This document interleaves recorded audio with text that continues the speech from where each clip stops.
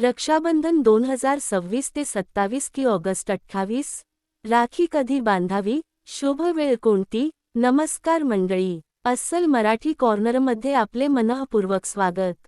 मंडळी, भाऊ बहिणीच्या प्रेमाचा, जिव्हाळ्याचा आणि अतूट नात्याचा सण म्हणजे रक्षाबंधन.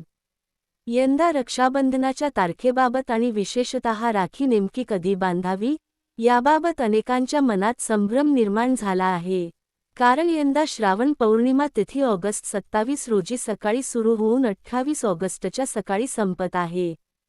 त्याचबरोबर 28 ऑगस्टला चंद्रग्रहणाचीही चर्चा आहे. मग प्रश्न असा पडतो, रक्षाबंधन 27 ऑगस्टला की 28 ऑगस्टला? 28 ऑगस्टला सकाळी पौर्णिमा संपल्यानंतर राखी बांधता येते का? राखी बांधण्याची शुभ वेळ कोणती? आणि चंद्रग्रहणाचा रक्षाबंधनावर किंवा सुतात काळाचा काही परिणाम होणार आहे का? चला, या सर्व प्रश्नांची माहिती सोप्या भाषेत समजून घेऊया. रक्षाबंधन 2026 नेमके कधी?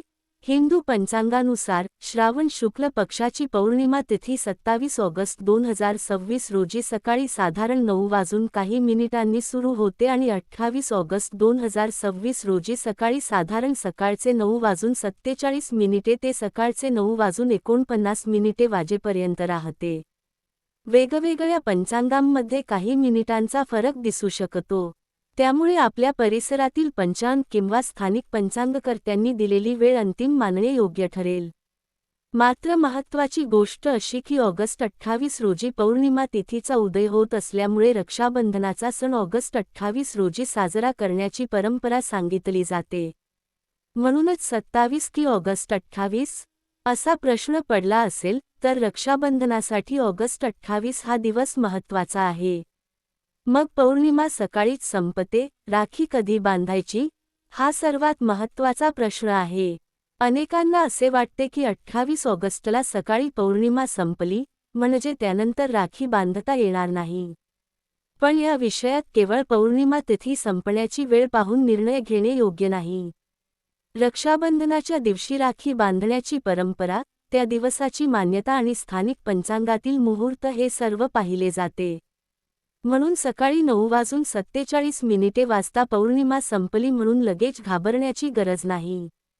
तुमच्या पंचांगानुसार रक्षाबंधनासाठी दिलेला शुभ काळ पाहून राखी बांधावी.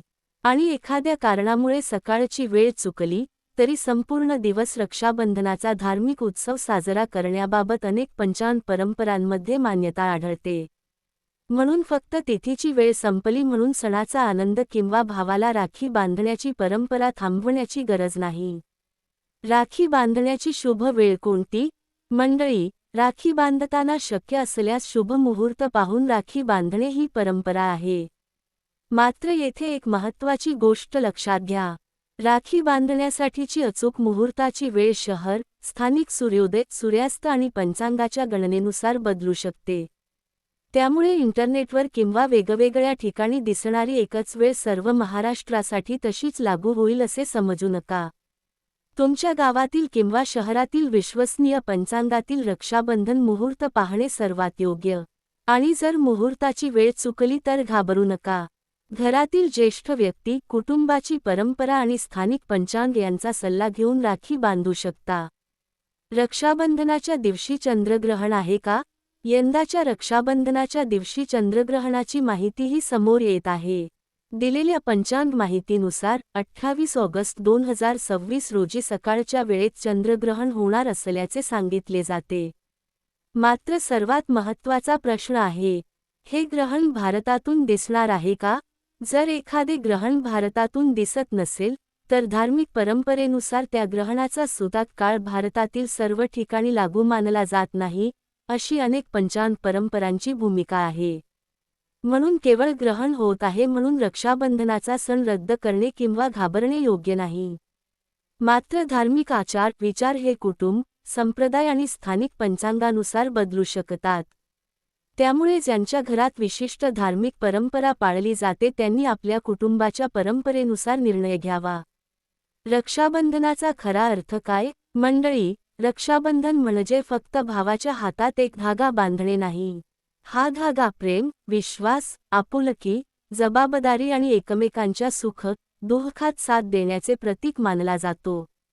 बहीण भावाच्या मनगटावर राखी बांधते आणि त्याच्या सुख समृद्धीसाठी प्रार्थना करते. भाऊही बहिणीच्या आयुष्यात नेहमी साथ देण्याचा आणि तिच्या सुखाची काळजी घेण्याचा संकल्प करतो. आजच्या काळात या नात्याचा अर्थ आणखी व्यापक झाला आहे. रक्षण म्हणजे फक्त संकटापासून वाचवणे नाही, तर एकमेकांना भावनिक आधार देणे, अडचणीच्या काळात साथ देणे आणि नात्यातील प्रेम टिकवणे हे देखील रक्षणच आहे.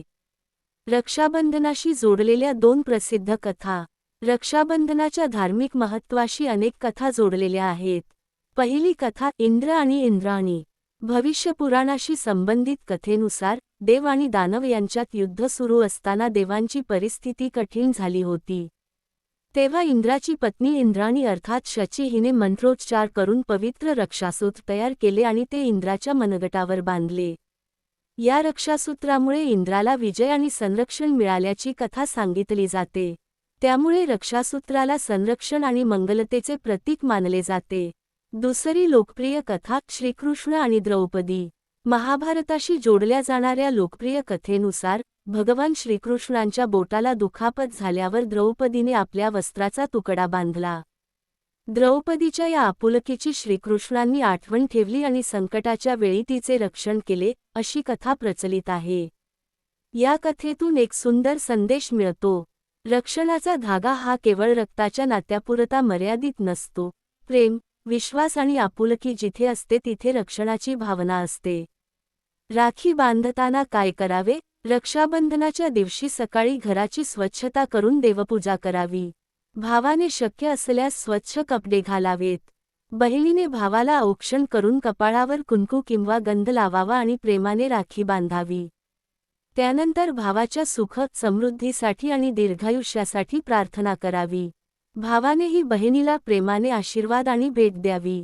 इथे भेटवस्तूची किंमत महत्त्वाची नाही, नात्यातील प्रेम आणि भावना महत्त्वाच्या आहेत. शेवटी एक महत्त्वाची गोष्ट मंडळी, यंदा रक्षाबंधनाबाबत सर्वात मोठा संभ्रम आहे तो म्हणजे 28 ऑगस्टला सकाळी पौर्णिमा संपते, मग राखी कधी बांधायची?